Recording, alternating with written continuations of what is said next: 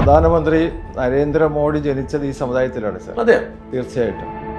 അല്ലെ മോദി ഇപ്പോഴും ഈ സമുദായത്തിന്റെ ഭാഗമാണോ? നിശ്ചയമായും. അപ്പൊ ഞങ്ങളുടെ സമൂഹം ശ്രേഷ്ഠതയുടെ പര്യായമായിരുന്ന സമൂഹമായിരുന്നു.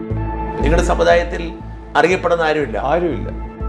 കടൽ കടന്നുപോയി വ്യവസായം ചെയ്ത് സമ്പന്നതയുടെ കൊടുമുടിയിൽ നിന്നൊരു സമുദായം.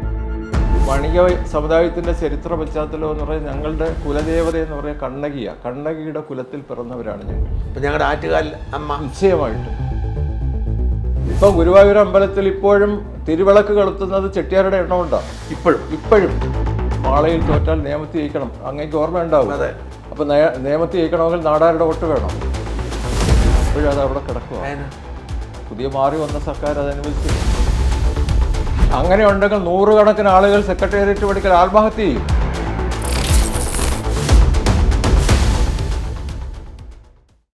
നമസ്കാരം. ഈ മാസം 28, 29, 30 തീയതികളിൽ തിരുവനന്തപുരം പുത്തരിക്കണ്ടം മൈതാനത്ത് ഒരു ജാതി സംഘടനയുടെ, സമുദായ സംഘടനയുടെ, സാമൂഹ്യ സംഘടനയുടെ വാർഷിക സമ്മേളനം നടക്കുകയാണ്.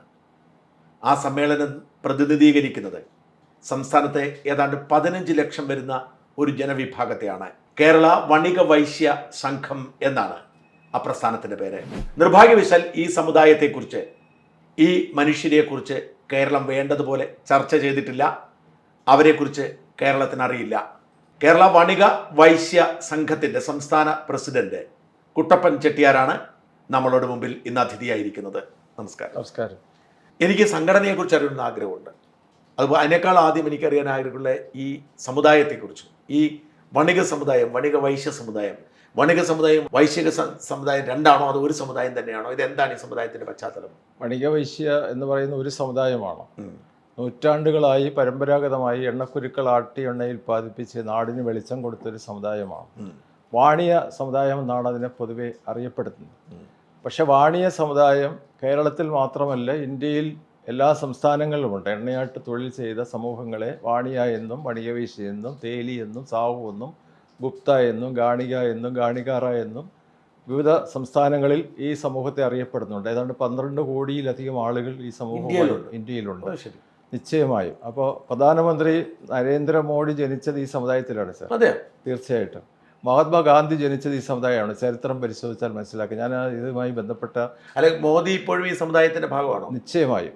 2000 ഞങ്ങൾ പാലക്കാട് സമ്മേളനം നടത്തിയപ്പോൾ ആ സമ്മേളനത്തിൽ അന്ന് BJPയുടെ ആൾ ഇന്ത്യ ജനറൽ സെക്രട്ടറി എന്നുള്ള നിലയിൽ ഞങ്ങൾ പോയി ക്ഷണിച്ച് അദ്ദേഹം സ്വന്തം കാശ് വിലക്കൊക്കെ സമ്മേളനം ഉദ്ഘാടനം ചെയ്ത്, കോട്ട മൈതാനത്ത് നടന്ന സമ്മേളനം ഉദ്ഘാടനം ചെയ്ത് അന്ന് BJPയുടെ ആൾ ഇന്ത്യ ജനറൽ സെക്രട്ടറി ആയിരുന്നു. മുഖ്യമന്ത്രി ആയില്ല. അതിനു മുൻപ് 2000 മെയ് മാസത്തിൽ അദ്ദേഹം മുഖ്യമന്ത്രിയാകുന്നു. കോയമ്പത്തൂർ എയർപോർട്ടിൽ പോയി ഞാൻ കാറ് കൊണ്ടുപോയി, കാറിൽ കയറ്റി കൊണ്ടുവന്ന് സമ്മേളനത്തിൽ പങ്കെടുപ്പിച്ച് തിരിച്ച് എയർപോർട്ടിൽ കൊണ്ടാക്കിയ ആളാണ് ഞാൻ. അപ്പൊ അദ്ദേഹം ഈ സമുദായത്തെ കുറിച്ച് പറഞ്ഞിരുന്നു? നിശ്ചയമായി. അദ്ദേഹത്തിന്റെ ജ്യേഷ്ഠൻ ഇപ്പോൾ ഞങ്ങളുടെ ആൾ ഇന്ത്യ സംഘടനയുടെ വർക്കിംഗ് പ്രസിഡന്റാണ്. ശരി. അദ്ദേഹത്തിന്റെ സ്വന്തം സഹോദരൻ.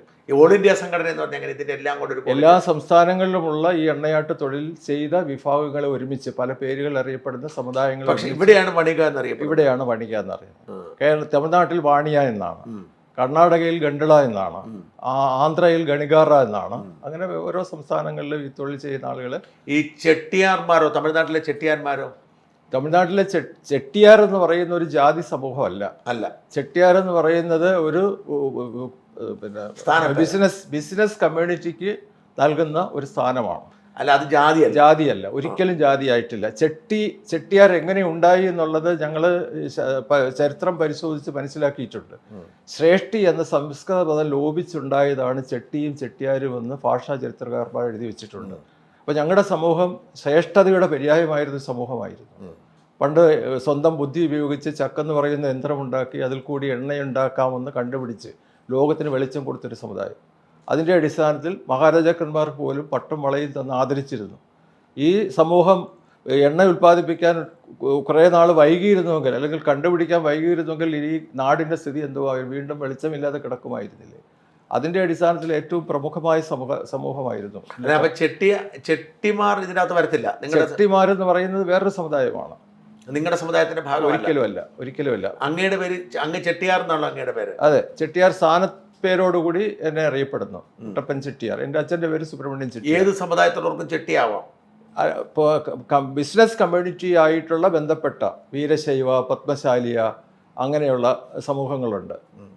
പണ്ട് ഇതുപോലെയുള്ള ജനങ്ങൾക്ക് വേണ്ടി പ്രയോജനം ചെയ്ത ഗുണം ചെയ്ത സമൂഹങ്ങളെ ഐഡൻറ്റിഫൈ ചെയ്ത് ഒരു പ്രത്യേകമായ സ്ഥാനപ്പേര് നൽകിയിട്ടാണ് അത് ചെയ്തിരുന്നത്.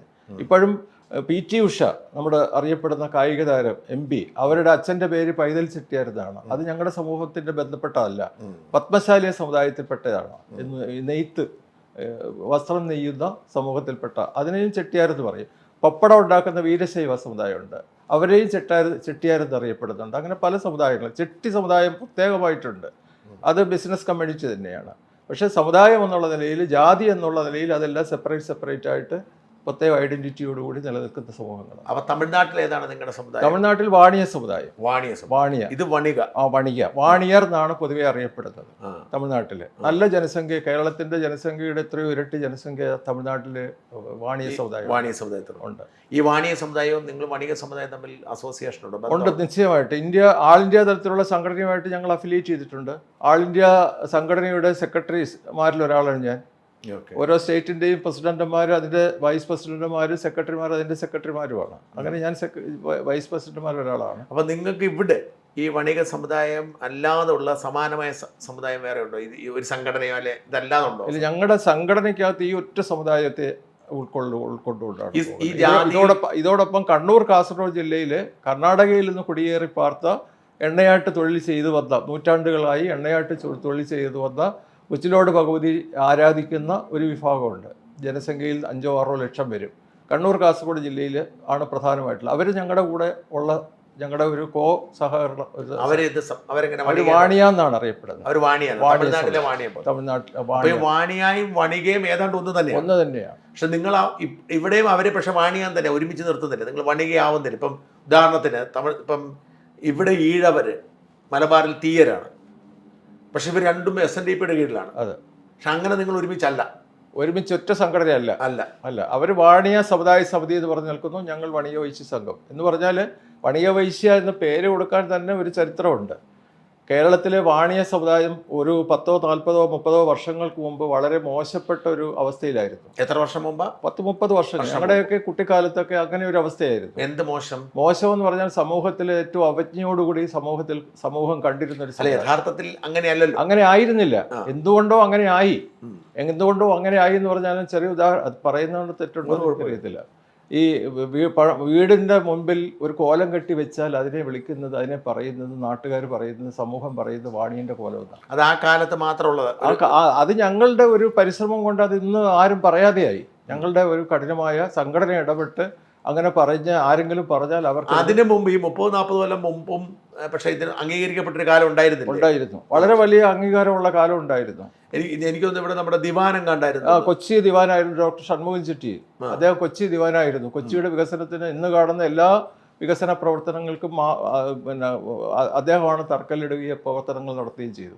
അദ്ദേഹം നിങ്ങളുടെ സമുദായം? അതെ, ഈ സമുദായമാണ്. അതിന്റെ അടിസ്ഥാനത്തിലാണ് അദ്ദേഹത്തെ ഫസ്റ്റ് ഫിനാൻസ് മിനിസ്റ്റർ ആക്കിയത്. ഗാന്ധിജി ഇടപെട്ട് നെഹ്റുവിനെ വിളിച്ച് അദ്ദേഹത്തിൻ്റെ ഫ്ലൈറ്റിൽ ഇവിടെ നിന്ന് ഡൽഹിക്ക് കൊണ്ടുപോയി ആദ്യത്തെ ധനകാര്യമന്ത്രിയാക്കി അദ്ദേഹം നിയമിക്കുന്നത് അദ്ദേഹത്തിൻ്റെ കഴിവിൻ്റെ അടിസ്ഥാനത്തിലാണ്. ആ ഒരു പേരല്ലാതെ ഞങ്ങൾക്ക് പറയാൻ വേറെ ഇന്ന് വരെ ഒരു പേരുമില്ല. നിങ്ങളുടെ സമുദായത്തിൽ അറിയപ്പെടുന്ന ആരുമില്ല. അങ്ങനെ ഒരു MP ഇല്ല, MLA ഇല്ല, മന്ത്രിയില്ല, IAS-കാരില്ല, IPS-കാരില്ല, ആരുമില്ല. സാമ്പത്തിക സ്ഥിതിയൊക്കെ വളരെ വളരെ മോശമാണ്. ഈ എണ്ണയാട്ട് തൊഴിൽ ചെയ്ത ആളാണ്. പ്രീ-ഡിഗ്രിക്ക് പഠിക്കുന്നത് വരെ കാളയില്ലാത്ത സമയത്ത് കാളയ്ക്ക് പകരം രാവിലെ മുതൽ രാത്രി വരെ പലക തള്ളി അതുകൊണ്ട് കിട്ടുന്ന പൈസ കൊണ്ട് ഉപജീവനമാർഗം ചെയ്ത ആളാണ്. കഷ്ടപ്പെട്ട് ഉടതുണിക്ക് മറുതുണിയില്ലാതെ, ആഹാരം കഴിക്കാൻ നിവർത്തിയില്ലാതെ വിഷമത്തോടുകൂടി ജീവിച്ച ആളാണ്. ഇപ്പം എണ്ണയാട്ട് തൊഴിൽ ചെയ്യുന്നവരുണ്ടോ? ഒരൊറ്റ ആള് ഞങ്ങളുടെ സമുദായത്തിലില്ല കേരളത്തിൽ. ഇപ്പം എങ്ങനെ എണ്ണ വെറുതെ മെഷീനിലേക്ക് വന്നു? അത് ഇപ്പം എക്സ്പെല്ലറും ഓയിൽ മില്ലുകളും ഒക്കെ ആയി. അതുപോലെ തന്നെ തമിഴ്നാട്ടിൽ നിന്നൊക്കെ മായം കലർന്ന എണ്ണയാണ് കേരളത്തിൽ 90% വിതരണം ചെയ്യുന്നത്. പ്രോത്സാഹിപ്പിക്കുന്നില്ല. ഇപ്പം ഞങ്ങൾ ഈ സമ്മേളനവുമായി ബന്ധപ്പെട്ട് ഞങ്ങൾ ഒരു പുതിയ പ്രോജക്റ്റ് വെച്ചിരിക്കുന്നു. എണ്ണയുടെ കുത്തക പഴയതുപോലെ ഞങ്ങളുടെ കൈവശം കൊണ്ടുവരാൻ, നിരവധിയായ ചെറിയ യൂണിറ്റുകൾ സ്ഥാപിക്കാൻ, പഴയ രീതിയിൽ തന്നെ ശുദ്ധമായ എണ്ണ ഉൽപ്പാദിപ്പിക്കുന്നതിന് വേണ്ടിയുള്ള ഒരു പദ്ധതി. പക്ഷേ ഈ യന്ത്രവൽക്കരണത്തിന്റെ കാലത്ത് പഴയ രീതിയിൽ പോയി അതങ്ങനെ ലാഭകരമായിട്ട് നടത്താൻ പറ്റും. നിശ്ചയമായിട്ട് ലാഭകരമായി നടത്താൻ പറ്റും. ഇപ്പോൾ എന്ന് പറഞ്ഞാൽ പിന്നെ കാളയും മറ്റ് ചക്കുകളും ഇല്ലാതെ ഈ പഴയ നാടൻ ചക്കിനകത്ത് തന്നെ അതിനകത്തുള്ള സംവിധാനങ്ങൾ വെച്ച് യന്ത്രത്തിൻ്റെ സഹായത്തോടു കൂടി അത് വർക്ക് ചെയ്യുന്ന, പണ്ട് എങ്ങനെയാണോ കാള വെച്ച് ഉപയോഗിച്ചിരുന്നത് അല്ലെങ്കിൽ പലക തള്ളി ഉപയോഗിച്ചിരുന്നത് അതേപോലെ യന്ത്രം ഉപയോഗിച്ച് ചക്ക് നമ്മുടെ പഴയ ചക്ക് അല്ലെങ്കിൽ അതിൻ്റെതായ രീതി, ആ രീതിയിൽ തന്നെ നമ്മൾ ഡിസൈൻ ചെയ്ത് ഉപയോഗിക്കുന്നു. അപ്പോൾ തമിഴ്നാട്ടിൽ അതിൻ്റെ സംവിധാനങ്ങൾ തുടങ്ങി. അതിന് കേന്ദ്ര ഗവൺമെൻറ് ഒരു സബ്സിഡി സംവിധാനങ്ങൾ ഇപ്പോൾ അത് ഇംപ്ലിമെൻറ്റ് ചെയ്തിട്ടുണ്ടെന്നുള്ളത് മനസ്സിലാക്കിക്കൊണ്ട് ഈ സമ്മേളനത്തിൽ 29-ാം തീയതി രാവിലെ നടക്കുന്ന സമ്മേളനത്തിൽ ഈ സമൂഹത്തിൽ ഏതെല്ലാം തലങ്ങളിലുള്ള ആളുകൾക്ക് ഇതുപോലെയുള്ള ചെറിയ യൂണിറ്റുകൾ തുടങ്ങാൻ സാധിക്കും അവർക്കെല്ലാം അതിനുവേണ്ടിയുള്ള പരിശീലനങ്ങൾ കൊടുക്കാനും അവിടെ പരിശീലിക്കാൻ പറ്റിയ ആളുകളുണ്ടോ? നിശ്ചയമായും ഉണ്ട്. അവിടെ തന്നെ ഒരു ഡെമോ ഞങ്ങൾ സ്ഥാപിക്കാൻ ഉദ്ദേശിച്ചിട്ടുണ്ട് ഈ സമ്മേളനം. നിങ്ങൾ എന്നിട്ട് സർക്കാരിനോട് ആവശ്യപ്പെടാൻ പോകണം, നിങ്ങൾക്ക് വേണം. സർക്കാരിന് പിന്നെ ശുദ്ധമായ എണ്ണ കൊടുക്കാനുള്ള സംവിധാനം, മായം കലർന്ന എണ്ണകൾ നിരോധിക്കാനുള്ള അടിയന്തരമായ നടപടികൾ കേരള സർക്കാർ സ്വീകരിക്കണം.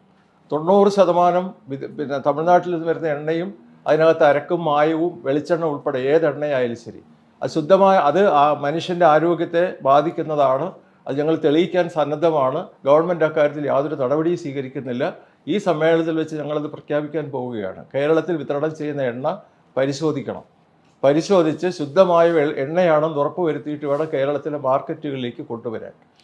ഇപ്പം നിങ്ങളുടെ സമുദായത്തിൽപ്പെട്ടവര് ഈ എണ്ണ കച്ചവടം അല്ലെങ്കിൽ എണ്ണ പരിപാടിയിൽ ഇല്ല, കുറവാണ്. കുറേ ആളുകളുണ്ട് ഈ ചക്കുകൾ ഉപയോഗിക്കുന്നുണ്ട്. പൊതുവെ ആരാണ് അപ്പം നിങ്ങളുടെ സമുദായക്കാർ ഇപ്പം ഏത് തൊഴിൽ മേഖലയിലേക്ക്? കുറേ ആളുകൾ ഇപ്പോഴും ഈ മില്ലുകളിട്ട് പിന്നെ എണ്ണ ഉൽപ്പാദിപ്പിക്കുന്നുണ്ട്. പിന്നെ കുറേ ആളുകൾ മറ്റെല്ലാ തൊഴിൽ മേഖലകളിലേക്ക് കടന്നു പോയിട്ടുണ്ട്. ഇന്ന തൊഴിലെന്ന് പറയാൻ സാധിക്കത്തില്ല. സർക്കാർ സർവീസിൽ കുറച്ച് ആളുകൾ. എങ്ങനെ, നിങ്ങൾക്ക് നല്ല ശതമാനം ഉണ്ടോ? ഒരിക്കലും ഇല്ല, വളരെ കുറച്ച് ആളുകൾ. പക്ഷെ സംവരണമില്ലേ?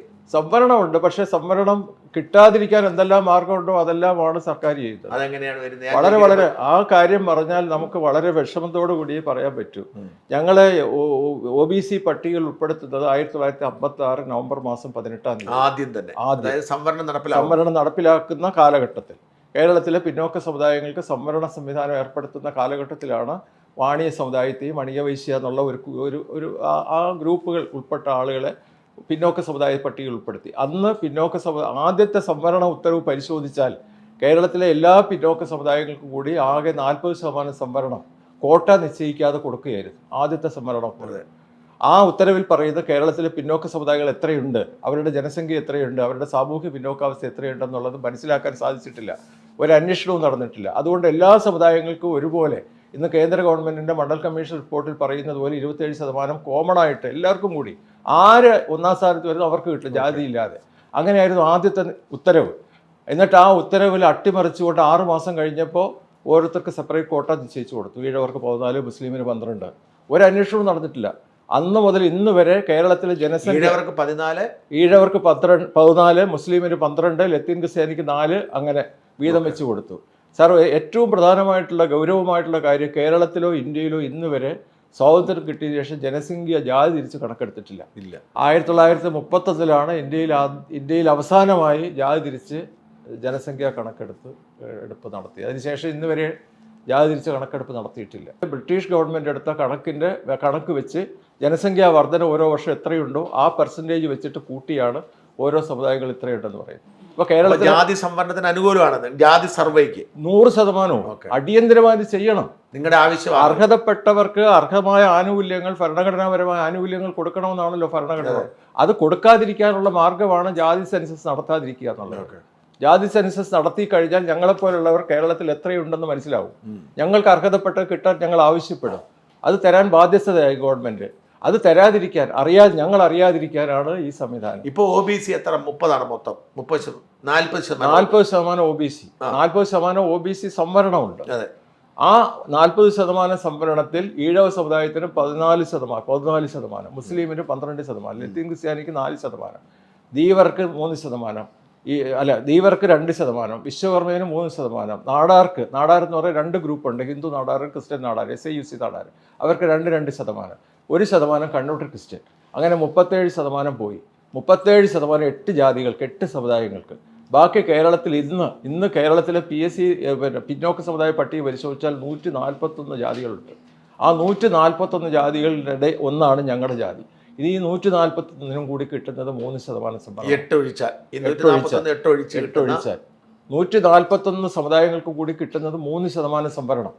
സർ, അത് 1979 വരെ 10% ഉണ്ടായിരുന്നതാണ്. ആ 10% ഉണ്ടായിരുന്നപ്പോൾ ഈ ആകെ ജാതികളുടെ എണ്ണം 56ആയിരുന്നു. ഓരോ തവണയും ഓരോ ഗവൺമെൻറ് വരുമ്പോൾ പുതിയ പുതിയ ജാതികളെ ഈ ലിസ്റ്റിനകത്ത് പിന്നോക്ക പട്ടിക ഉൾപ്പെടുത്തുന്നത് മുഴുവൻ OBH ഗ്രൂപ്പിനകത്ത്, അതർ ബാക്ക്വേർഡ് ഹിന്ദു എന്ന് പറയുന്നത്, അതർ ബാക്ക്വേർഡ് ഹിന്ദു, അതിനകത്താണ് ഞങ്ങൾ വരുന്നത്. പ്രത്യേകമായി സംവരണമില്ല. എത്ര ജനസംഖ്യയുണ്ടെന്ന് അറിയത്തില്ല. ആരൊക്കെ അവരുടെ സാമൂഹ്യമായി എത്രമാത്രം അവർ മുന്നോക്കമാണെന്ന് അറിയത്തില്ല. എത്ര വിദ്യാർത്ഥികളുണ്ടെന്ന് അറിയത്തില്ല. ഒരു കണക്കുമില്ല. അങ്ങനെ കൂട്ടി ചേർത്താണ് ഇപ്പോൾ ഈ 141 സമുദായങ്ങളായത്. ഞാൻ അതർ OBH എന്ന് പറഞ്ഞാൽ അതർ ബാക്ക്വേർഡ് ഹിന്ദു. അതെ. അപ്പോൾ ഈ നാടാർ ക്രിസ്ത്യൻസ് എങ്ങനെയാണ് അതിൻ്റെ അകത്ത് വരുന്നത്?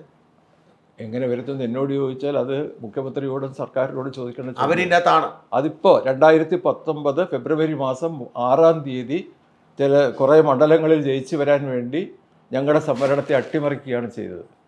ഒരു കാരണവശാലും ചെയ്യാൻ പാടില്ല. അപ്പോൾ അതും കൂടി ചേർത്തിട്ടാണ് 41 മുന്നോക്ക. സാർ, 40-50 ദിവസം സെക്രട്ടേറിയറ്റ് പടിക്ക് സമരം ചെയ്തു. വളരെ വലിയ പ്രകടനം നടത്തി, പ്രതിഷേധ പ്രകടനം നടത്തി, ക്ലിഫ് ഹൗസിലേക്ക് സെക്രട്ടേറിയറ്റിലേക്ക് മാർച്ച് നടത്തി. തിരിഞ്ഞു നോക്കാൻ ആളുണ്ടായി. സംഘം മാത്രമല്ല സാർ, ഈ കൊച്ചു സമുദായങ്ങളെല്ലാം ചേർന്നു. ഞങ്ങളെല്ലാം കൂടി ചേർന്ന് MBCF എന്ന് പറഞ്ഞ സംഘടന ഉണ്ടാക്കിയിട്ടുണ്ട്, മോസ്റ്റ് ബാക്ക്വേർഡ് കമ്മ്യൂണിറ്റീസ് ഫെഡറേഷൻ. അത് തുടങ്ങിയിട്ട് 30 വർഷമായി. 30 വർഷമായിട്ട് ഞാൻ 28 വർഷം അതിൻ്റെ ജനറൽ സെക്രട്ടറി ആയിരുന്നു. ഇപ്പോൾ അതിൻ്റെ പ്രസിഡൻ്റാണ്. ഞാൻ തന്നെയാണ് അതിൻ്റെ നേതൃസ്ഥാനത്തിരിക്കുന്നത്. ഈ സമുദായങ്ങളെല്ലാം കൂടിയാണ്. കേരളത്തിലെ ജനസംഖ്യയിൽ 50 ലക്ഷത്തോളം ആളുകളുണ്ട് ഈ സമുദായങ്ങളിലെല്ലാം കൂടി. പക്ഷേ 50 ലക്ഷം പേർക്ക് 3% സംവരണമേ 3% സംവരണമേ ഉള്ളൂ. അതിൻ്റെ കൂടെയാണ് ഈ നാടാർ ക്രിസ്ത്യാനികളെ കൂടി കൊണ്ടുവന്ന് കിട്ടിയത്. വളരെ ദയനീയമായ അവസ്ഥയാണ്. ഞങ്ങളിപ്പോൾ ഹൈക്കോടതിയിൽ കേസ് മേലിയിരിക്കുക. കേസ് 3 പ്രാവശ്യം ഞങ്ങൾക്ക് അനുകൂലമായിട്ട് വന്നപ്പോൾ വീണ്ടും അത് അട്ടിമറിക്കാനായിട്ട് സർക്കാരിൻ്റെ ശ്രമം നടത്തി. അതിങ്ങനെ നീണ്ടു പോവുക. ഒരു തരത്തിലുള്ള നീതിയും ഞങ്ങൾക്ക് ലഭിക്കുന്നില്ല. നമുക്കിനി കുറച്ചുകൂടെ പുറകോട്ട് പോകാം. ഈ വണിക സമുദായത്തിൻ്റെ ഒരു ചരിത്ര പശ്ചാത്തലം എന്താണ്? വണിക സമുദായത്തിൻ്റെ ചരിത്ര പശ്ചാത്തലം എന്ന് പറയുന്നത് ഞങ്ങളുടെ കുലദേവത എന്ന് പറയുന്നത് കണ്ണകിയുടെ കുലത്തിൽ പിറന്നവരാണ് ഞങ്ങൾ. ഇപ്പം ഞങ്ങളുടെ ആറ്റുകാൽ അമ്മ. നിശ്ചയമായിട്ടും. പക്ഷേ ഇപ്പം നമുക്കതിന് അവകാശപ്പെടാൻ പറ്റത്തില്ല. ഞങ്ങൾ അവകാശപ്പെടാനും പോകുന്നില്ല. അവിടെ നടക്കുന്ന ആചാരാനുഷ്ഠാനങ്ങൾ ഇപ്പോഴും ആറ്റുകാൽ പൊങ്കാലയുമായിട്ട് ബന്ധപ്പെട്ട് അടുത്ത കാലം വരെ തോറ്റംപാട്ട് പാടിയിരുന്നു. ഇപ്പോഴും ഉണ്ട്. പക്ഷെ അടുത്ത കാലം വരെ തോറ്റംപാട്ട് കണ്ണകി ചരിത്രമാണെന്ന് ആർക്കും അറിയില്ലായിരുന്നു. അപ്പോൾ അത് പരസ്യപ്പെടുത്തി. യഥാർത്ഥത്തിൽ അവിടെ കൂടി ആ കുടുംബത്തിൽ അവിടെ താമസിച്ചിരുന്ന ഒരു ചെട്ടിയാർ കുടുംബം, ആ കുടുംബം ആരാധിച്ചിരുന്നൊരു ദേവത. ഞങ്ങളുടെ കേരളത്തിൽ 746 അമ്മൻകോവിലുകളുണ്ട് കണ്ണകിയുടെ പ്രതിഷ്ഠയുള്ള. മുത്താരമ്മയെന്നും പിന്നെ ഉജ്ജയിനിമ കാളിയെന്നും യശക്കിയമ്മയെന്നും ഒക്കെ പറയുന്ന പല പേരുകളിൽ. അതെല്ലാം ഈ കണ്ണകിയുടെ പല വിധത്തിലുള്ള അവതാരങ്ങളാണ്. 746 ക്ഷേത്രങ്ങളുണ്ട്. ഒരു ദേവസ്വ സമിതിയുണ്ട് ഈ ക്ഷേത്രങ്ങളുടെ കാര്യങ്ങൾ നോക്കാൻ. എന്ന് പറഞ്ഞാൽ തിരുവനന്തപുരത്ത് അമ്പലത്തറ റോഡ് സൈഡിലിരിക്കുന്ന ഒരു കുടം വെച്ച് അത് ഞങ്ങളുടെ സമുദായമാണ്. കരമന. ഇതെല്ലാം കാവുകളാണ് അല്ലേ? അല്ലാതെ അമ്പലങ്ങളല്ല. ക്ഷേത്രങ്ങൾ, അമ്മൻകോവിലുകൾ. അതാ അവിടെ അമ്മയാണ്. കണ്ണകിയുടെ പിന്നെ പല രൂപത്തിൽ ഉള്ള ഭാവങ്ങൾ അവിടെ പ്രതിഷ്ഠിച്ചിട്ടുണ്ട്. അത് കരമന ജംഗ്ഷനിലൊരു ഒരു ക്ഷേത്രമുണ്ട്, കരമന ഉജ്ജയിനിമ കാളി ക്ഷേത്രം. നിരവധി ക്ഷേത്രങ്ങൾ, ഓരോ ബ്രാഞ്ചസിലും ക്ഷേത്രങ്ങളുണ്ട്. ഒരു ബ്രാഞ്ചിൽ തന്നെ 8-10 ക്ഷേത്രങ്ങളുണ്ട്. വർക്കല നോക്കിയാൽ 12 ക്ഷേത്രമുണ്ട് പല സ്ഥലങ്ങളിലായിട്ട്. അതെല്ലാം ഈ കണ്ണകിയുടെ പിന്നെ അവതാരങ്ങൾ എന്നുള്ള നിലയിലാണ് അതിനെ. ഈ സമുദായത്തിന്റെ പൂർവ്വചരിത്രം എങ്ങനെ പറഞ്ഞത്? ഇതിഹാസങ്ങളിലൊക്കെ എങ്ങനെയാണ് പറഞ്ഞത്? സാർ, അതിനകത്ത് ഇതിഹാസങ്ങൾ എന്ന് പറഞ്ഞാൽ നൂറ്റാണ്ടുകൾക്ക് മുമ്പ് രചിച്ച ദേവി ഭാഗവതത്തിൽ സുശീലൻ എന്ന് പറയുന്ന ചെട്ടിയാരെ കുറിച്ച് പരാമർശമുണ്ട്, വാണിയനെ കുറിച്ച്. ദേവി ഭാഗവത്തിലെ 26-27 അധ്യായങ്ങളിൽ നവരാത്രി പൂജ ലോകത്തുണ്ടായത് ദേവി പരാശക്തി പ്രത്യക്ഷപ്പെട്ട് ചെട്ടിയാർക്ക് വരം കൊടുത്തതിൻ്റെ അടിസ്ഥാനത്തിലാണ്. അത് പച്ചയായിട്ട് അതിനകത്ത് പ്രതിപാദിക്കുന്നുണ്ട്. ശ്രീരാമന് ശേഷം ലോകത്താദ്യമായിട്ട് നവരാത്രി പൂജയും നവരാത്രി വ്രതവും നടത്തിയത് സുശീലൻ എന്ന് പറയുന്നത് ചെട്ടിയാരാണെന്നാണ് അതിനകത്ത് പറയുന്നത്. ഈ ചെട്ടിയാരെന്ന് പറഞ്ഞാൽ വളരെ സാധുവായ മനുഷ്യൻ. അന്നും ഇന്നും ഞങ്ങളുടെ ഒരു പ്രത്യേകത എന്ന് പറഞ്ഞാൽ വീട്ടിൽ അതിഥികളായിട്ട് വരുന്നവരെ ദേവന് തുല്യമായിട്ട് ഞങ്ങൾ പൂജിച്ച് ആരാധിക്കും. എല്ലാ വീട്ടിലുണ്ടാക്കി വെച്ചിരിക്കുന്നതൊക്കെ അവർക്ക് കൊടുക്കും. ഞാനും അങ്ങനെ പിന്നെ ചെയ്തിട്ടുള്ള ആളാണ്. അങ്ങനെ അതിഥികളെ സൽക്കരിക്കാൻ ഏറ്റവും മുന്നിൽ നിൽക്കുന്ന ഒരു സമൂഹമാണ്. ഈ സുശീലൻ ചെട്ടിയാരുടെ വീട്ടിൽ വൈകുന്നേരം ആകുമ്പോൾ ബ്രാഹ്മണർ അല്ലെങ്കിൽ വഴിയാത്രക്കാർ, അന്ന് വാഹന ഗതാഗതമൊന്നും ഇല്ലല്ലോ, അവർ വരുമ്പോൾ അവർ താമസിക്കാനുള്ള സൗകര്യം കൊടുക്കും. വീട്ടിലുണ്ടാക്കി വെച്ച്. അതായത് ഒരു കാര്യം ചോദിച്ചോട്ടെ, അന്ന് ഈ പിന്നോക്ക വിഭാഗം ആയിരുന്നില്ല. അത് അന്ന് ബ്രാഹ്മണർക്കും ക്ഷത്രിയർക്കും കഴിഞ്ഞാൽ ഏറ്റവും ശ്രേഷ്ഠതയുള്ള സമുദായമായിരുന്നു. അതുകൊണ്ട് അവരുമായിട്ട് സഹവർത്തിച്ചില്ലായിരുന്നു. പിന്നോക്ക വിഭാഗം കേരളത്തിലായതും ഇന്ത്യയിലെ വിവിധ സംസ്ഥാനങ്ങളിലായതും ഈ സ്വാതന്ത്ര്യത്തിന് ശേഷം ഈ സമൂഹത്തിന് തൊഴിൽ കംപ്ലീറ്റ് ശോചനീയാവസ്ഥ കണക്കിലെടുത്ത് ഞങ്ങൾ യഥാർത്ഥത്തിൽ ജാതീയമായി ഏറ്റവും മുന്നിൽ ബ്രാഹ്മണ ക്ഷത്രിയ കഴിഞ്ഞാൽ 3-ാം സ്ഥാനത്താണ് വൈശ്യ ഈ സമുദായം. ബിസിനസ് കമ്മ്യൂണിറ്റി, കടൽ കടന്നുപോയി വ്യവസായം ചെയ്ത് സമ്പന്നതയുടെ കൊടുമുടിയിൽ നിന്നൊരു സമുദായം. പക്ഷെ എന്തുകൊണ്ട് നിങ്ങൾ ആ സമ്പത്ത് നിങ്ങൾ അത് ലോക ചരിത്രം പരിശോധിച്ചാൽ ഒരു സമുദായത്തിന് മാത്രമല്ല, ലോകത്തുള്ള എല്ലാ കാര്യങ്ങൾക്കും ഒരു കാലത്ത് ഉന്നതിയിൽ നിന്നാൽ അത് ക്ഷയിച്ച് വന്നിട്ടുണ്ട്. അതിങ്ങനെ റൊട്ടേറ്റ് ചെയ്ത് വരും. ഇന്ന് സമ്പന്നനായിരുന്നാൽ നാളെ അയാൾ പാവപ്പെട്ടവനായി മാറും. സമ്പത്തിന് പിന്നെ എല്ലാ കാലത്തും ഒരുപോലെ നിലനിർത്താൻ പറ്റത്തില്ല. അത് എല്ലാ സമുദായങ്ങളുടെയും ചരിത്രമാണ്. ക്ഷേത്രങ്ങളുമായിട്ടുള്ള നിങ്ങളുടെ ബന്ധം എന്താണ്? ക്ഷേത്രം എന്ന് പറയുന്നത് കണ്ണകിയുടെ അല്ലാതുള്ള ക്ഷേത്രങ്ങളിൽ എന്തെങ്കിലും ജോലി ഉണ്ടായിരുന്നു? ക്ഷേത്രങ്ങളിൽ ഉണ്ട്. കർണാടകയിലൊക്കെ ഇപ്പോഴും ഓരോ ക്ഷേത്രത്തിൽ എണ്ണ കൊടുക്കുന്ന ആളിന് ജോലിയുണ്ട്. ക്ഷേത്രങ്ങളിൽ എണ്ണ കൊടുക്കാനുള്ള നിങ്ങളുടെ അവകാശമാണ്. ഇവിടെയായിരുന്നു പത്മനാഭസ്വാമി ക്ഷേത്രത്തിൽ ഉൾപ്പെടെ എല്ലാ ക്ഷേത്രങ്ങളിലും.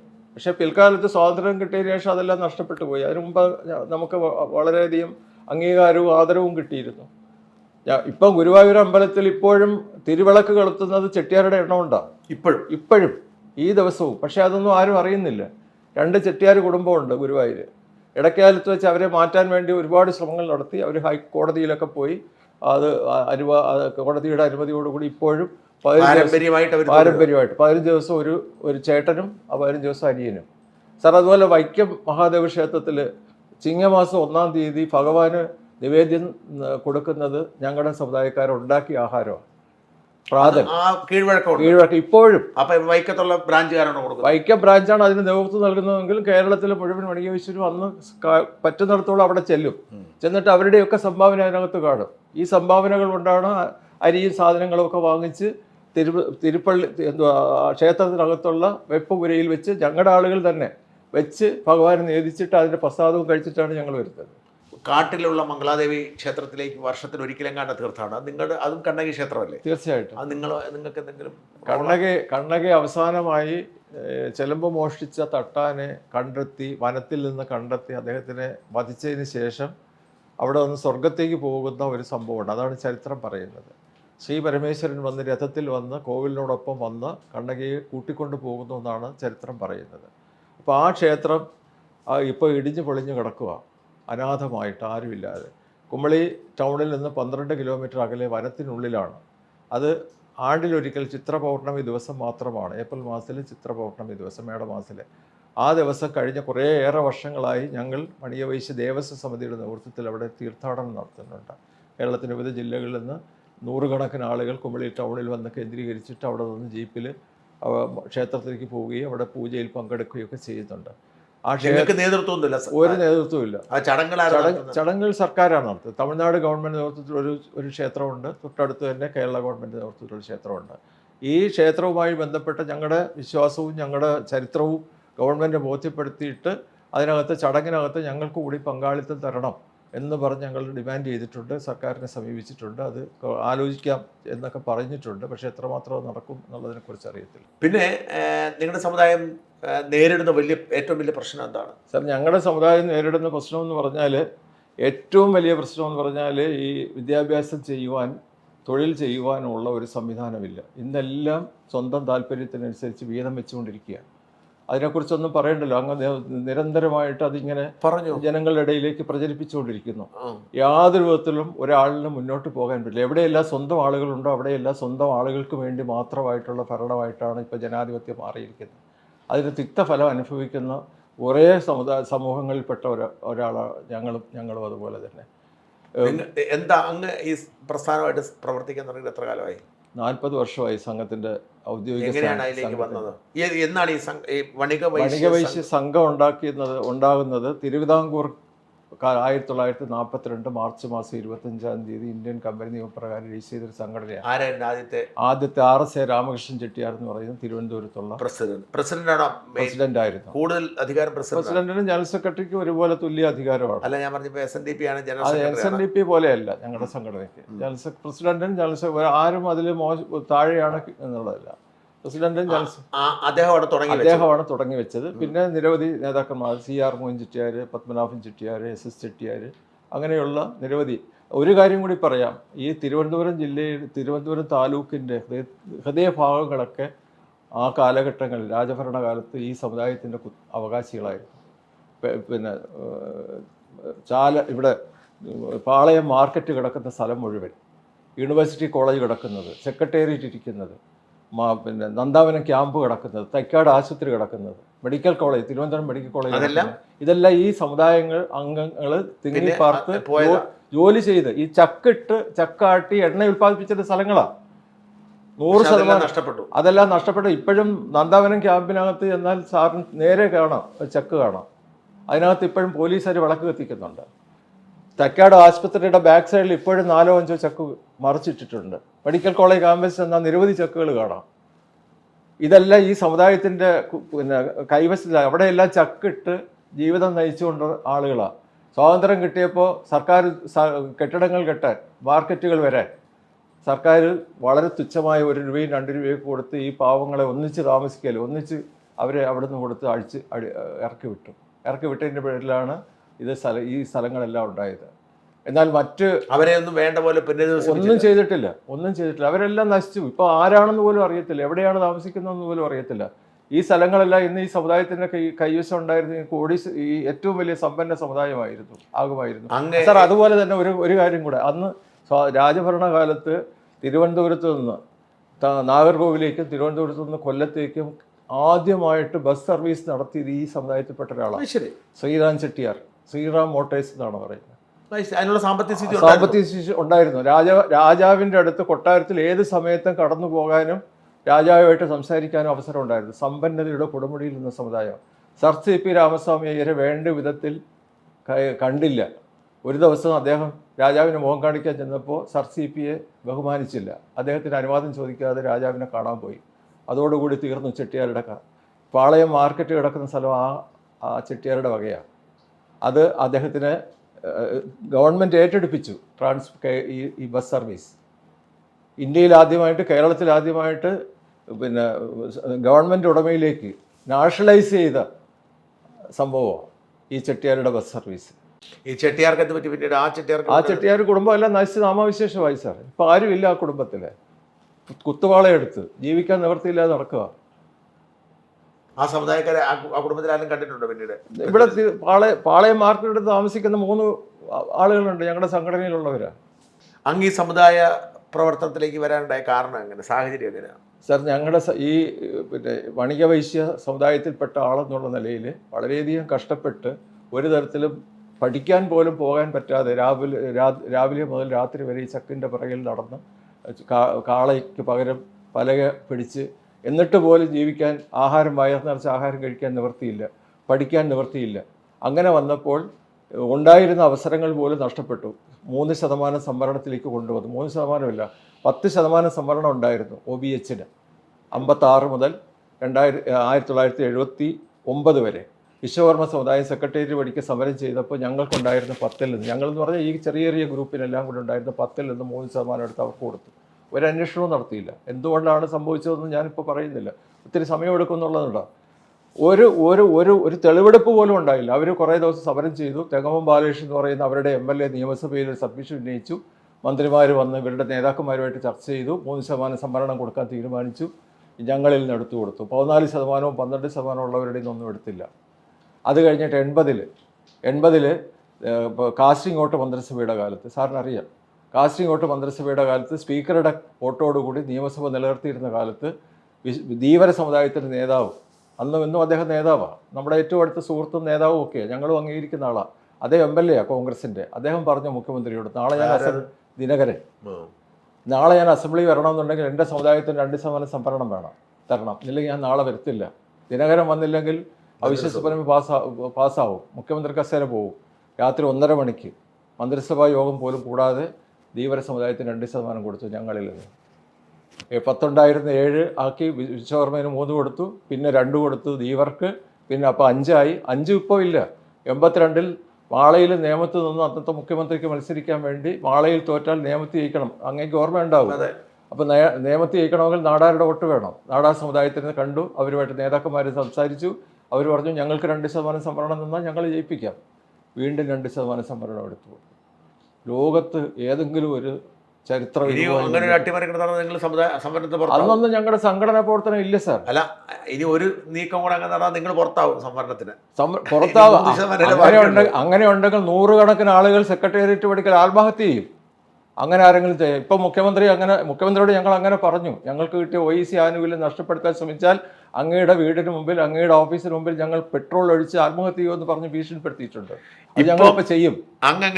ഇങ്ങനെ വന്നപ്പോൾ ഇതങ്ങനെ ഈ സമുദായ അല്ല, അങ്ങനെ വന്നപ്പോൾ എന്നെ പോലെയുള്ള ആളുകൾക്ക് ജീവിക്കാൻ നിവൃത്തിയില്ല, തൊഴിലെടുക്കാൻ നിവൃത്തിയില്ല, സംഘടനാ സംവിധാനങ്ങളില്ല, വട്ടപൂജ്യമായി ആരുമില്ല സംഘമാകത്തിൻ്റെ നേതൃസ്ഥാനത്തേക്ക് വരാൻ. അങ്ങനെ ഞാൻ ഉണ്ടായിരുന്ന ചെറിയ തൊഴിൽ രാജിവെച്ചുകൊണ്ട് 3 രൂപ 15 പൈസ ക്യാഷ് ബാലൻസ് ഉള്ള രണ്ട് കണക്ക് പുസ്തകവും ഒരു സീലും ഒക്കെ ആയിട്ടാണ് ഞാൻ സംഘത്തിൻ്റെ ജനറൽ സെക്രട്ടറി ആയിരുന്നത്. 83 ജനുവരി മാസം 21-ാം തീയതി എൻ്റെ പ്രസിഡന്റ് അന്ന് കോട്ടയം NK ചെട്ടിയാർ. അദ്ദേഹത്തിന് വേറെ നിവൃത്തിയില്ല. ജനറൽ സെക്രട്ടറി അല്ല, പുനലൂർ രാമസ്വാമി എന്ന് പറഞ്ഞ കോട്ടയം NK ചെട്ടിയാർക്ക് ശേഷം ആരും ജനറൽ സെക്രട്ടറി ആകാൻ ഇല്ലാത്ത സമയത്ത് ഞാൻ അന്ന് പറഞ്ഞു, ഈ സംവരണം വെട്ടിക്കുറച്ചതിനെതിരെ ഹൈക്കോടതിയിൽ കേസ് ഫയൽ ചെയ്യാൻ സംഘടന തീരുമാനിച്ചാൽ ഞാൻ ജനറൽ സെക്രട്ടറി ആകാം. അങ്ങനെ ഒരു ഉറപ്പോട് കൂടിയാണ് ഞാൻ ജനറൽ സെക്രട്ടറി ആകുന്നത്. 3 രൂപ 15 പൈസ ക്യാഷ് ബാലൻസും 2-3 പുസ്തകങ്ങളുമായിട്ട് ഒന്നും ഉണ്ടായിരുന്നില്ല. ഇപ്പോൾ 40 വർഷം 32 വർഷം ജനറൽ സെക്രട്ടറി ആയിരുന്നു. പിന്നെ പ്രസിഡന്റായി. ആരായിരുന്നു അങ്ങ്? AC താണോ എന്ന് പറയുന്ന ഞങ്ങളുടെ ഒരു സമുദായ ആചാര്യനായിട്ട് ഞങ്ങളിപ്പോൾ കാണുന്ന അദ്ദേഹത്തിന്റെ നേതൃത്വത്തിലാണ്. അദ്ദേഹത്തെ ആചാര്യനെ കാണാൻ കാര്യം അദ്ദേഹമാണ് ഈ സംഘടനയ്ക്ക് ഒരു പുനർജന്മം നൽകിയ, സമുദായത്തിന്റെ പുരോഗതിക്ക് വേണ്ടിയുള്ള കർമ്മപദ്ധതികളുമായി രാത്രിയും പകലും ഇറങ്ങി തിരിച്ച് ആളുകളെ സംഘടിപ്പിച്ച് ശക്തമായൊരു തിരുവനന്തപുരത്തുകാരനാണ്. നാഗർകോവിൽ സ്വദേശിയാണെങ്കിലും തിരുവനന്തപുരത്ത് കരമന താമസിക്കുന്നയാളാണ്. അപ്പോൾ അതിപ്പോൾ അദ്ദേഹം ഇല്ല. അദ്ദേഹം മരിക്കുന്നത് വരെ ഇതിൻ്റെ പ്രസിഡൻ്റായിരുന്നു. അദ്ദേഹത്തിന് സമുദായ ആചാര്യൻ എന്നുള്ള ഒരു പദവി കൊടുത്ത് അദ്ദേഹത്തിൻ്റെ ജന്മദിനവും ചരമദിനവും തുടങ്ങിയ ആളല്ലേ ആചാര്യനാകണ്ടേ? തുടങ്ങിയ ആള് യഥാർത്ഥത്തിൽ അങ്ങനെ നമുക്ക് ഒരു ചരിത്രം പറയാനോ ഈ സമുദായത്തിൻ്റെ പുരോഗതിക്ക് വേണ്ടി അങ്ങനെയൊക്കെ ചെയ്തിട്ടുണ്ടെന്ന് പറയാനോ നമുക്ക് സാധിക്കത്തില്ല സർ. ഒരു പുനർജന്മം, പുനരുദ്ധാരണം, അങ്ങനെ അതിൻ്റെ അടിസ്ഥാനത്തിലാണ് അദ്ദേഹത്തിന് പറയുന്നത്. തുടങ്ങിയ ആളുകൾ മോശക്കാരായിരുന്നില്ല, അങ്ങനെയൊന്നും നമ്മൾ പറയുന്നില്ല. അവരും വളരെ കഷ്ടപ്പെട്ടിട്ടുണ്ട്. ഞാൻ കുറച്ചുകൂടി ഒരു കാര്യം കൂടെ ചോദിക്കട്ടെ. അതായത് ഇപ്പം SNDP ആണെങ്കിൽ ഇപ്പം ജനറൽ സെക്രട്ടറി ഇതാണ്. SNDP എല്ലായിടത്തും ശാഖയുണ്ട്. ഇപ്പോൾ എല്ലാ സമുദായങ്ങളും SNDPയുടെ ഭാഗമാണ്. കല്യാണമാണെങ്കിലും മരണമാണെങ്കിലും അല്ലെങ്കിൽ എല്ലാ കാര്യവും SNDP ആയിട്ട്. അതുപോലെ തന്നെ NSS അല്ല. പിന്നെ ഞാനൊരു കാത്തലിക്കാണ്. അപ്പം ഞങ്ങളുടെ പള്ളി, ഞങ്ങൾ ജനിച്ച സൺഡേ സ്കൂളിൽ പോകണം. ഇത്തരത്തിലുള്ള അവകാശങ്ങളും അധികാരങ്ങളും നിങ്ങളുടെ സമുദായത്തിലുണ്ട്, നിങ്ങളുടെ സംഘടനയ്ക്കാണുള്ളത്? നിശ്ചയമായിട്ടുണ്ട്. അല്ലാതെ വെറുതെ ഒരു സംഘടനയല്ല, ഒരു സമുദായത്തിന്റെ ഏക സംഘടനയാണ്. ഏക സംഘടനയാണെന്ന് മാത്രമല്ല 100% ഇതിലുള്ള മുഴുവൻ ആളുകളും ഈ സമുദായത്തിൽ പിറന്നവർ ഈ സംഘടനയിൽ അംഗങ്ങളാണ്. വേറെ ഒരു സംഘടനയും ഇതുമായിട്ട് ബന്ധപ്പെട്ടില്ല. അപ്പൊ അവർക്ക് നിങ്ങൾ എന്താണ് ചെയ്യുന്നത്? അതായത് ഒരു അംഗം സമുദായത്തിന് അവരെ പഠിപ്പിക്കുന്നുണ്ടോ? അല്ല, 100% സാർ. ഏറ്റവും കൂടുതൽ കേരളത്തിലെ പിന്നോക്ക സമുദായങ്ങളിൽ ആ സമുദായത്തിന് വേണ്ടി എല്ലാ അർത്ഥത്തിലും പണിയെടുക്കുന്ന ഒരു സംഘടന വേറെ ശാഖകളാണ്. ഏറ്റവും താഴത്തെ തട്ട അതെ, ശാഖകള്, ജില്ലാ കമ്മിറ്റികള്, ഏറ്റവും താഴെ ശാഖ, പിന്നെ ജില്ലാ കമ്മിറ്റി. അപ്പൊ ഈ ശാഖ എന്ന് പറയുന്നതിന് എങ്ങനെ ഒരു അതിർത്തി വല്ലതും ഉണ്ടോ? ഉണ്ട്. ഒരു പരിസരത്തുള്ള നമ്മുടെ ബൈലോ അനുസരിച്ച് ഒരു പ്രത്യേകമായ അതിർത്തി വേണം. പഞ്ചായത്ത് ആണെങ്കിൽ അവർക്ക് അവിടെ എന്താണ് ഉള്ളത്? ഓഫീസ് ഉണ്ടോ? ഇല്ല, എല്ലായിടവും ഓഫീസില്ല. കുറെ ശാഖകൾക്കൊക്കെ ക്ഷേത്രം മിക്കവാറും ശാഖകൾക്ക് ക്ഷേത്രമുണ്ട്. ആ ക്ഷേത്രത്തിനോടനുബന്ധിച്ചുള്ള ഓഫീസ് പ്രവർത്തനം നടത്തിക്കൊണ്ടിരിക്കും. അതായിരിക്കും 90% ശാഖകൾക്കും അമ്പലങ്ങളുണ്ട്. കുഞ്ഞുങ്ങൾക്ക് പരിശീലനം കൊടുക്കാൻ സംവിധാനമൊന്നുമില്ല. വേറെ പരിശീലനമൊന്നും നമ്മൾ അങ്ങനെ കൊടുക്കുന്നില്ല. ഞാൻ പറഞ്ഞപ്പോൾ ഞാനൊരു വണിക വൈശ്യ സംഘത്തിൽ അംഗമാണെന്ന് കരുതുക. അപ്പം എൻ്റെ കുഞ്ഞ് വെറുതെ അംഗമാണെന്ന് ഉള്ളല്ല, അവനെ ഞാൻ ഇത് സമുദായം പഠിപ്പിക്കുന്നൊന്നുമില്ല. ഇല്ല സാർ, അങ്ങനെ വളരെ സാധുക്കളായ പഠിക്കാൻ മിടുക്കരായ ആളുകളെ ഞങ്ങൾ ദത്തെടുത്ത് പഠിപ്പിക്കുന്നുണ്ട്. അവർക്ക് വേണ്ട പ്രോത്സാഹനം കൊടുക്കുന്നുണ്ട്. എല്ലാ വർഷവും മിടുമിടുക്കരായ കുട്ടികളെ കണ്ടെത്തി അവർക്ക് കോളേജ് 84 മുതൽ ഇതുവരെ മുടങ്ങാതെ SLC, യൂണിവേഴ്സിറ്റി എൻട്രൻസ് പരീക്ഷകളിലും കായിക കലാ മത്സരങ്ങളിലും വിജയിക്കുന്ന പൗരോഹിത്യമുണ്ടോ? അതായത് ക്ഷേത്ര പൂജാരിമാർ ആ ഇല്ല, അങ്ങനെ ഇല്ല. ഇല്ല. ഇല്ല. അപ്പം നിങ്ങളുടെ ക്ഷേത്രത്തിൽ എങ്ങനെയാണ്? ക്ഷേത്രത്തിൽ ആദ്യമൊക്കെ ഞങ്ങളൊക്കെ ഇതിലേക്ക് രംഗത്തൊക്കെ വരുമ്പോൾ ഞങ്ങളുടെ തന്നെ ആളുകൾ, തലമുതിർന്ന ആളുകൾ പൂജ നടത്തി വരുന്ന അതിനുള്ള അധികാരം ഞങ്ങൾക്കുണ്ടെന്നുള്ളൊരു വിശ്വാസമാണ്. അങ്ങനെയാണ് ഇപ്പോഴും? അങ്ങനെ അല്ലല്ല, ഇപ്പോൾ അതിനുശേഷം ബ്രാഹ്മണ പൂജാരിമാരെയാണ് വയ്ക്കുന്നത് ആക്കും. ക്ഷേത്രങ്ങളിൽ. മിക്കവാറും ക്ഷേത്രങ്ങളിലെല്ലാം ബ്രാഹ്മണരെ അതിനുവേണ്ടി പൂജാരിമാരെ വെച്ചിട്ടാണ്. എന്തുകൊണ്ടാണ് നിങ്ങൾക്ക് നിങ്ങളുടെ ആളുകൾ നിങ്ങളുടെ ക്ഷേത്രത്തിൽ? അത് ഇടക്കാലത്ത് വെച്ച് അത് മോശമായിട്ടുള്ള, എല്ലാവരും ഒരേ രീതിയിൽ അല്ലല്ലോ സാർ. ഇപ്പോഴും കുറേ ക്ഷേത്രങ്ങളിലൊക്കെ ഉണ്ട്, പക്ഷേ പൊതുവിൽ നല്ല ശതമാനം, ഒരു 75% ബ്രാഹ്മണ പൂജാരിമാരാണ്. അതിനുള്ള കാരണം എന്ന് പറഞ്ഞാൽ അങ്ങനെ ചെയ്താൽ മാത്രമേ അതിനൊരു ഒരു അംഗീകാരം, സാങ്ക്ടിറ്റി, അംഗീകാരവും ജനങ്ങളുടെ ഇടയിലുള്ള ഒരു വിശ്വാസവും വരും. മറ്റത് അങ്ങനെ അല്ലല്ലോ. സമുദായത്തിന് എന്ത് സ്ഥാപനങ്ങളുണ്ട്? സമുദായത്തിന് ഞാൻ പറഞ്ഞല്ലോ, 80 മുതൽ ഞാൻ ഈ സ്ഥാനം ഏറ്റെടുക്കുമ്പോൾ ഒന്നും ഉണ്ടായിരുന്നില്ല. 3 രൂപ 15 പൈസ ക്യാഷ് ബാലൻസ് ഉള്ള ഒരു ആർക്കും വേണ്ടാത്ത സംഘടന. 84 ഞങ്ങളുടെ ഇതുപോലെ ഇപ്പം നടത്തുന്ന സമ്മേളനത്തെ പോലെ തിരുവനന്തപുരത്ത് ഒരു സമ്മേളനം നടത്തി 84. ഇതിൻ്റെ ഒരു വലിയൊരു ശക്തി ആർജിച്ചുകൊണ്ട് കേരളം മുഴുവൻ യാത്ര ചെയ്ത് ആളുകളെ സംഘടിപ്പിച്ച് പണപ്പിരിവ് നടത്തിയിട്ട് അവിടെ വെച്ച് ഞങ്ങൾ സമ്മേളനത്തിൻ്റെ തീരുമാനം എടുക്കുമ്പോൾ തന്നെ പ്രഖ്യാപിച്ചു, മൊത്തം സമാഹരിക്കുന്ന തുകയുടെ 50% സമ്മേളനം നടത്താനും 50% സ്വന്തം ഓഫീസ് കെട്ടിടത്തിന് വേണ്ടി ഞങ്ങൾ മാറ്റിവെച്ചു. 83 ഡിസംബറിൽ അതിൻ്റെ സ്വാഗത സംഘം ഓഫീസ് ഉദ്ഘാടനം ചെയ്തത് അന്നത്തെ ട്രാൻസ്പോർട്ട് മന്ത്രിയായിരുന്ന സുന്ദരൻ നാടാരാണ്. അദ്ദേഹത്തിൻ്റെ മുമ്പിൽ വെച്ചാണ് പ്രഖ്യാപിക്കുന്നത്. 84 മെയ് മാസത്തിൽ സമ്മേളനം നടത്തി. സമ്മേളനം നടത്തിയതിൽ നിന്ന് മിച്ചമെടുത്ത് 5,50,000 രൂപ കൊടുത്താണ് ഞങ്ങളുടെ തിരുവനന്തപുരത്തെ സംസ്ഥാന കമ്മിറ്റി ഓഫീസ് വലിയ ശാലയിൽ ഇന്ന് 5 കോടിയിലധികം രൂപ വില കിട്ടും. ഏറ്റവും ഹൃദയഭാഗത്ത് പിന്നോക്ക സമുദായങ്ങളിൽ ഇത്രയും ഹാർട്ട് ഓഫ് ദി സിറ്റിയിൽ ഒരു സ്വന്തം ഓഫീസുള്ളത് പണിയോയിസി സംഘത്തിലാണ്. എല്ലാ പിന്നോക്ക സമുദായങ്ങളുടെയും കേന്ദ്ര കമ്മിറ്റി ഓഫീസായിട്ടാണ് അത് ഇപ്പോൾ പ്രവർത്തിക്കുന്നത്. 5,50,000 രൂപ കൊടുത്താണ് അന്ന് വാങ്ങിച്ചത്. വളരെയധികം കഷ്ടപ്പെട്ടു. അതിന് ഓഫീസുണ്ട്. മറ്റ് ജില്ലാ കമ്മിറ്റികൾക്ക് പല ജില്ലാ കമ്മിറ്റികൾക്ക് ഓഫീസുണ്ട്. പല ജില്ലാ കമ്മിറ്റി സ്വന്തം ഓഫീസുണ്ട്. എല്ലാ ജില്ലയ്ക്കും ആയിട്ടില്ല. ഇപ്പോൾ കൊല്ലത്തുണ്ട്. വിദ്യാഭ്യാസ സ്ഥാപനങ്ങൾ ആരംഭിക്കുന്നതിന് വേണ്ടി ഞങ്ങൾ ആദ്യം, ഞാൻ ചാർജ് എടുത്തതിന് ശേഷം ആദ്യം ഞങ്ങൾ ചെയ്ത് നിരന്തരമായി സർക്കാരിൻ്റെ ശ്രദ്ധയിൽ കൊണ്ടുവരാൻ. കരുണാകരനോട് പറഞ്ഞ നടത്തി തന്നേനല്ലോ കരുണാകരൻ്റെ കാലത്ത്. സാർ പറഞ്ഞോട്ടെ സാർ, ഏറ്റവും വലിയ ദ്രോഹം ചെയ്ത ഞാൻ 2 ഉദാഹരണം പറഞ്ഞല്ലോ. മൂന്നാമത്തെ ഒരു കാര്യമുണ്ട്. 94 ഞങ്ങളൊരു കോളേജ് സ്ഥാപിക്കാൻ തീരുമാനിച്ചു, ഒരു വിദ്യാഭ്യാസ സ്ഥാപനം. അതിനുവേണ്ടി പണപ്പിരിവ് നടത്തി. കേരളം മുഴുവൻ പിന്നെ അതിന് സ്ഥലം വാങ്ങിക്കാൻ നടന്നു. ഇവിടെ എങ്ങും കിട്ടിയില്ല. അവസാനം അടൂരിൽ പോയി 15 ഏക്കർ സ്ഥലം വാങ്ങിച്ചു. അന്ന് കേരള യൂണിവേഴ്സിറ്റി, ഒരു യൂണിവേഴ്സിറ്റിയുടെ കീഴിൽ 15 ഏക്കർ സ്ഥലം ഉണ്ടെങ്കിൽ മാത്രമേ കോളേജ് അനുവദിക്കൂ. 15 ഏക്കർ സ്ഥലം വാങ്ങിച്ചു. ആ സ്ഥലത്തിൽ ആപ്ലിക്കേഷൻ കൊടുത്തു. എല്ലാ മന്ത്രിമാരെയും കണ്ടു. അവസാനം കോളേജ് അനുവദിച്ചു. പക്ഷേ അത് അൺഎയ്ഡഡ് കോളേജായി. ഞങ്ങൾക്ക് മാത്രം 94 ആ ഗവൺമെൻറ് ഉത്തരവ് പരിശോധിച്ചാൽ അറിയാം. ഞങ്ങൾക്ക് 7 കോളേജുകൾ അൺഎയ്ഡഡ് കോളേജ്, 12 കോളേജിൽ എയ്ഡഡ് കോളേജ്. ആ 7 അൺഎയ്ഡഡ് കോളേജിൽ ഒന്നാണ് ഞങ്ങളുടെ കോളേജ്. ഞങ്ങൾ അൺഎയ്ഡഡ് ആണോ? അവരും അൺഎയ്ഡ്, ഇപ്പോഴും അൺഎയ്ഡാണ്. ഞങ്ങളത് തിരിച്ചു കൊടുക്കാൻ മുഖ്യമന്ത്രിയോട് പറഞ്ഞു. അപ്പോൾ മുഖ്യമന്ത്രി പറഞ്ഞത്, ഇപ്പോൾ ഞാൻ പറയുന്നില്ല അന്നത്തെ വാക്ക്. അദ്ദേഹത്തിനോട് നമുക്ക് സ്നേഹവും സൗഹൃദവും ഒക്കെ ഉണ്ട്. അദ്ദേഹത്തിൻ്റെ മക്കളൊക്കെ ഇപ്പോൾ അദ്ദേഹം മുഖ്യമന്ത്രിയായിരുന്നു, കരുണാകരൻ സാറായിരുന്നു.